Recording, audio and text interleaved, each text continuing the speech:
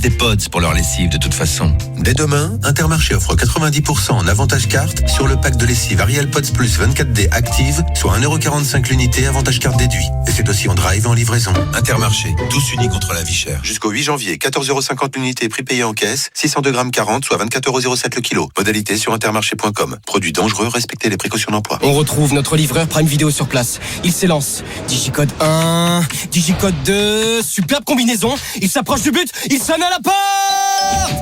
Oh oui, c'est splendide. Vous aussi, à l'occasion de la 16e journée de Ligue 1 Uber Eats ce jeudi, faites-vous livrer le match OM Toulouse FC en exclusivité sur Prime Video. RMC 15h-18h, le meilleur du Super Moscato Show. Adrien Aigouin, Pierre Dorian.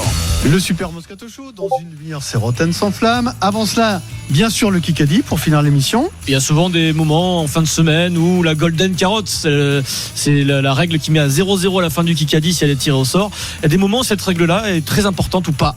Ça va se jouer. Je crois qu'il y a une histoire de Golden Carotte à 17h45. Rendez-vous tout à l'heure, mais d'abord, un passage 100% RMC. Juninho donne sa version de l'embrouille avec Jean-Michel Aulas et nous, on en fait un débat le lendemain. Jean-Michel Aulas est-il un ingrat? Vincent règle le problème sur RMC. Après, la vie est un long fleuve tranquille. Voici Tati Daniel. J'ai dit que c'était un guignol et qu'il durerait moins longtemps qu'il n'imaginait dans le football. Urgent, recherche personne sérieuse pour garder d'Amagé. Quand vos jugements sont systématiquement pour tourner en ridicule le football français. Tati Daniel, vous ne la connaissez pas encore, mais elle vous déteste déjà. Si ils veulent que l'Olympique Lyonnais et tout le monde passe pour des blaireaux, il faut ne pas exister demain. Mais pourquoi est-il aussi méchant? RMC.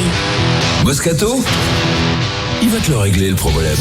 Alors, hier, Juninho a vidé son sac, on va l'écouter, c'était dans Rotten sans flamme. Il a dit son amertume envers Jean-Michel Aulas, qu'il aura du mal à pardonner carrément. On va expliquer ça plus en détail et débattre. Jean-Michel Aulas est-il un ingrat? Vincent règle le problème sur RMC. Alors, le contexte, il est important pour comprendre les déclarations de Juninho. Juninho et l'OL se sont quittés il y a déjà 1 an. Et le règlement de compte continue. C'est d'abord Jean-Michel Aulas qui a allumé indirectement Juninho lors de la présentation de Laurent Blanc, en lui attribuant finalement la responsabilité du choix de Rudy Garcia à la place de Laurent Blanc. J'ai toujours rêvé d'avoir Laurent Blanc comme entraîneur de l'Olympique Lyonnais. Ça n'avait pas pu se faire auparavant. On a fait en sorte de pouvoir trouver la bonne solution cette fois-ci. C'est même à l'époque où vous avez pris Rudy Garcia, puisque à cette époque-là, vous aviez la possibilité. Oui, mais là, j'avais pris un engagement vis-à-vis de celui que j'avais recruté avec beaucoup on va dire, de demandes des uns et des autres, de lui laisser la responsabilité de choisir. Donc voilà, là, j'ai fait une erreur, je le reconnais. Donc celui qu'il ne nomme pas, c'est Juninho. Et donc il dit, je m'étais engagé auprès de Juninho pour lui laisser le choix de l'entraîneur. Ce qui est vrai pour Silvinho, ce qui est faux pour Rudy Garcia, puisqu'on se souvient de l'histoire. Lorsque Silvinho sort, ce n'est plus le seul Juninho qui choisit Rudy Garcia, mais bien Jean-Michel Aulas qui était dans le process avec Juninho et Vincent Ponceau. Donc ça lui est resté en travers de la gorge, Juninho. Et quelques jours ont passé, quelques semaines même, et puis il a fini de ruminer en balançant ce qu'il avait sur le cœur hier dans Rotten sans flamme. Il a donné sa version des responsabilités de Jean-Michel Aulas dans l'échec de l'OL version Juninho. Alors là, on parle du fonctionnement global, non pas du choix de Rudy Garcia. Le niveau d'entraînement, c'est faible. C'était faible. Et l'entraîneur qui arrive, il essaye de mettre l'exigence. Le directeur sportif, il essaye aussi, mais toujours, on n'arrive pas. Parce qu'à la fin, ça caresse certains joueurs. Il y a certains joueurs qui sont plus protégés publiquement. Il y a un environnement qui après, ça va sortir. Doulouk va écrire une chose, l'autre va écrire une autre. Donc c'est un peu compliqué. Il va falloir du temps à l'OL. Il va falloir que certains y partent. Parce que ça fait longtemps qu'ils sont là. Ils ne prolongent pas. Le discours, c'est magnifique. Oui, j'aime ces clubs, c'est mon club du cœur. Le club du cœur, c'est quand tu arrives tous les jours pour travailler et qui te donne tout, et tu respectes ton contrat.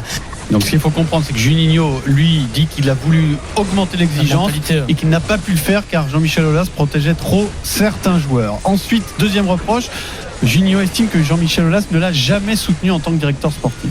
C'est là que Jean-Michel Aulas, il rate, parce que je lui disais tout. Je lui disais que ça passe comme ça, il va falloir faire attention. J'ai regardé les entraînements de Rudy, tous les jours la même chose. Tous les jours la même chose. Et des fois, j'ai essayé de discuter.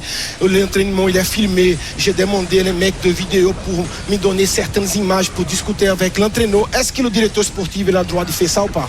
Bah, normalement, oui. Donc, ça a commencé à gêner Rudy, mais c'était à porte fermée. Donc, c'est là que peut-être que Jean-Michel Aulas a vu aussi que le problème il était beaucoup plus grand. Il a laissé.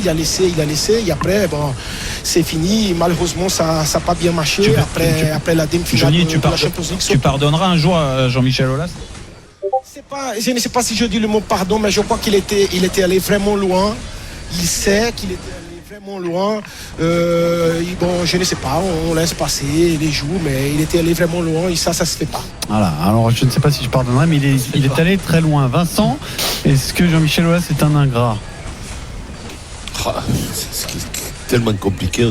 C'est compliqué de répondre à cette question, Pierrot, parce qu'on n'est pas au cœur de la bête. Là, j'ai un son de Aulas, c'est la version de Juninho, bien sûr. Et voilà. Donc c'est compliqué. Je pense que la relation, c'est envenimé parce qu'il n'y a pas de résultat, parce que peut-être que Aulas a il a une tellement grosse personnalité sur ce club depuis 35 ans que c'est un peu lui le patron et que Juninho s'est aperçu que c'était pas lui le taulier.